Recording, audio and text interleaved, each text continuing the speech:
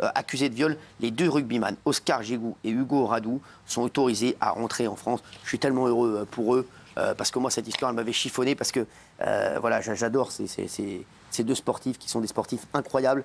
Et on a vu que cette histoire, c'est vraiment une sombre affaire. Écoutez cette affaire qui est folle. Hein. Ces 2 internationaux français. Michel. Alors ça a commencé après un test match contre l'Argentine. Ça, c'était le 6 juillet. Et dans la nuit du 6 au 7 juillet, l'équipe fait une 3e mi-temps, comme on dit, chez les sportifs.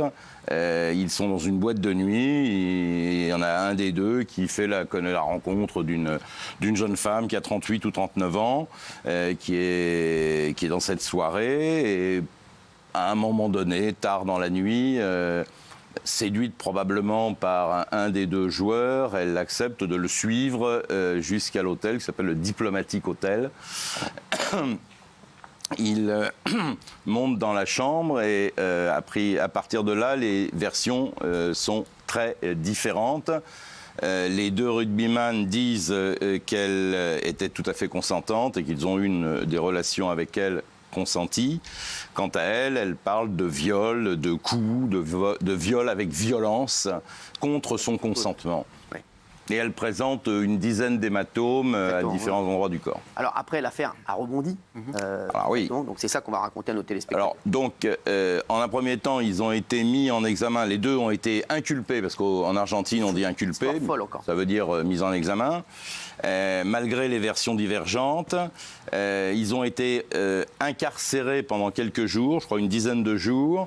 Ils ont ensuite été mis en résidence surveillée, ce qui n'existe pas vraiment chez nous, mais ils n'ont pas le droit de sortir, mais ils sont dans un hôtel surveillé, et ils ont fait de la procédure. Il y a eu ils ont été longuement entendus par la juge d'instruction.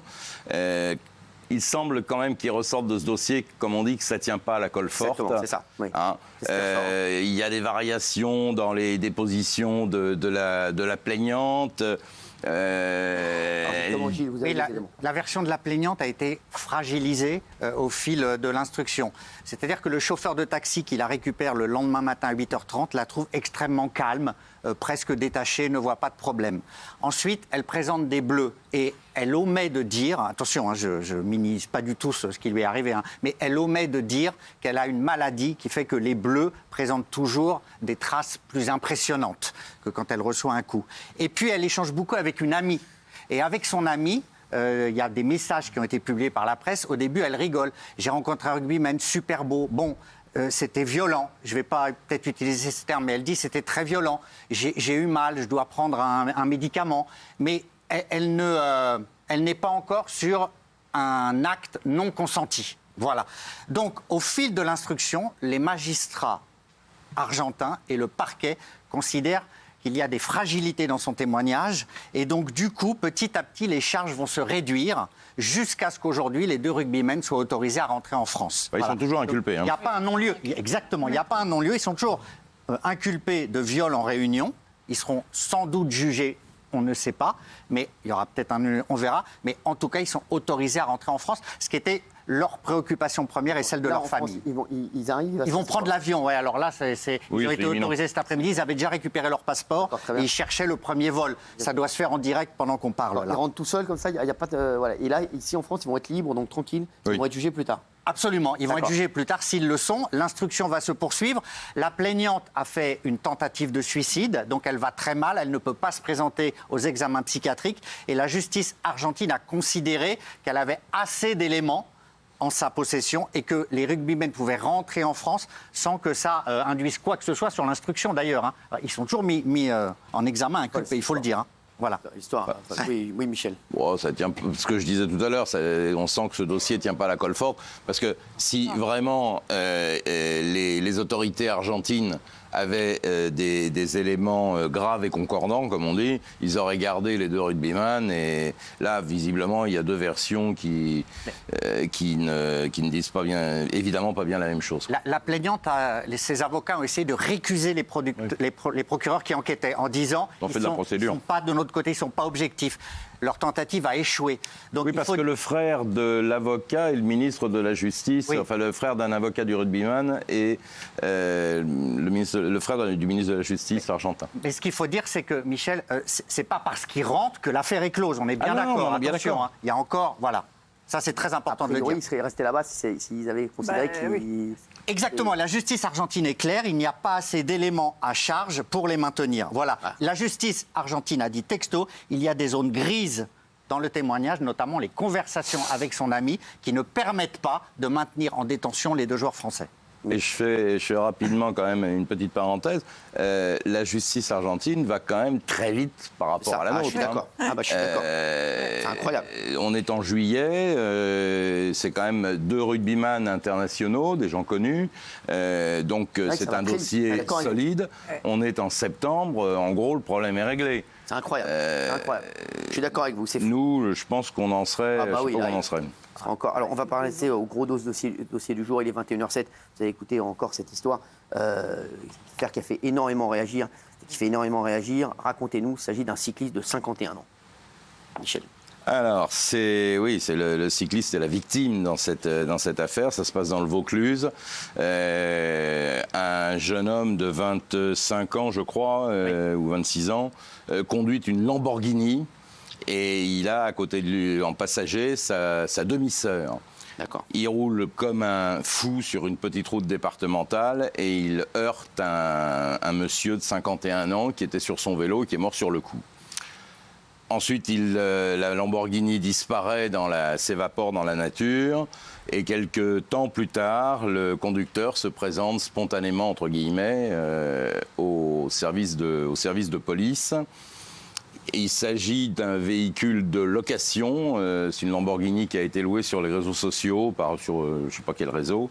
Il n'avait pas de permis de conduire. Il est connu des services de police pour trafic de stupes. Essentiellement, c'est un dealer. Et sa demi-sœur était âgée de 16 ans. Elle était passagère du véhicule. Elle a été blessée d'ailleurs dans le choc, dans l'accident. Morte sur le coup. Gilles, vous avez des éléments. Lui est mort. En fait, ce sont des véhicules de location qui sont immatriculés en Allemagne et qui sont ensuite sous-loués en France, souvent à des jeunes pour un week-end. C'est 2 500 € et ils se payent une course folle en Lamborghini. Donc là, le jeune, il était avec sa demi-sœur. Sans doute a-t-il voulu l'impressionner. Et quand il y a eu le choc, la Lamborghini est derrière vous. Voilà, ils ne pouvaient plus l'utiliser. Ils se sont enfuis à pied.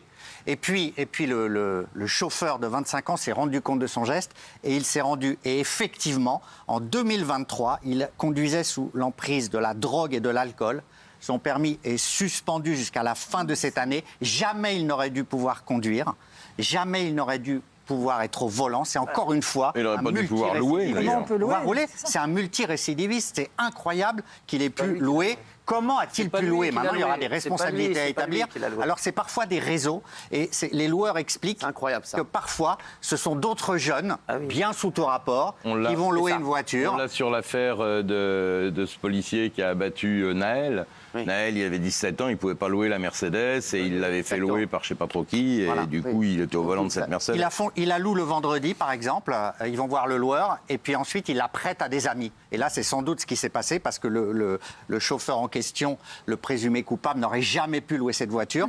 Et il a commis ce drame. Le cycliste est mort sur le coup. Des témoins décrivent une vitesse folle de la Lamborghini. Voilà, sur la voie rapide, le cycliste a été tué sur le coup. Voilà. Sa sœur a également... Sa sœur a été légèrement blessée. Elle a été interpellée à son domicile. Elle est également en garde à vue. Sa demi-sœur de 16 ans. Bon, voilà, lui devrait être mis en détention provisoire. Pareil, là, ça va se passer là. Il était en garde à vue. Le parquet, en tout cas, a requis une détention provisoire. Et il pourrait être mis en examen pour homicide involontaire aggravé. Alors, voilà. C'était une route... limité à 70 km/h. Ouais, c'est ça. Alors, on n'a pas encore les éléments, mais selon des témoins, il roulait très très vite et il ne contrôlait plus le véhicule qui a littéralement fauché le cycliste qui est mort sur le coup. Je dis aux téléspectateurs, il a été testé négatif à l'alcool et aux stupéfiants sur là. C'est ça? Oui, oui. Et il avait déjà à son casier, il est connu pour trafic de stupéfiants, Michel le disait, 5 arrestations et il a reconnu lui-même être un dealer. Voilà. Alors, il y a un petit truc aussi qui est dit dans cette affaire, je le dis à 21h11, c'est que l'avocat du suspect, lui, s'est exprimé Selon lui, il existe plusieurs zones d'ombre dans l'enquête, notamment concernant l'aspect défectueux de certaines pièces du véhicule. Oui. Donc c'est incroyable ça. Ouais. Tout de suite, il va vouloir dire que la responsabilité de son client est atténuée et il va vouloir une expertise sur la voiture. Il va dire que la vitesse excessive, peut-être, mais en tout cas, est-ce que la voiture était contrôlable? Est-ce qu'il n'y avait pas un défaut? Voilà. Honnêtement, Cyril, on est sur une manœuvre d'avocat. Il fait son boulot, l'avocat. Classique, il fait son boulot. Mais par rapport au drame qui s'est produit, un peu de décence. Non, mais ça ne tient pas debout, son système de défense, Voilà. on est parfaitement d'accord. Ça tient pas debout. Non, ça ne tient pas debout. Enfin, l'avocat, s'il en est là, c'est qu'il n'a rien, entre guillemets, il n'a rien sous le pied. Aller reprocher une défaillance technique du véhicule à un mec qui est archi connu, qui roule comme un dingue, qui a tué un pauvre monsieur de 51 ans, n'ayant pas de permis de conduire, il n'y a pas grand-chose à dire pour sa défense. Hein. Donc là, effectivement, il va dire que, je ne sais pas quoi, que le véhicule était défectueux. Mais enfin, ça n'influencera, à mon avis, en rien le tribunal. Pour se retourner contre le loueur. Ouais, merci. Oui, Gilles. Et beaucoup de gens à Avignon disent que ce n'est pas la première fois qu'il y a des conducteurs comme ça qui bravent la vitesse, qu'il y a des motocyclistes en moto qui font des roues arrière, des rodéos urbains. Beaucoup de gens dans le périmètre d'Avignon, beaucoup d'habitants d'Avignon en ce moment expriment leur colère par rapport à tous ces phénomènes de vitesse excessive. En tout cas, on pense fortement à la famille de ce cycliste de 51 ans. Merci d'avoir été avec nous sur C8. Tout de suite, c'est les randonneurs. Merci, Michel.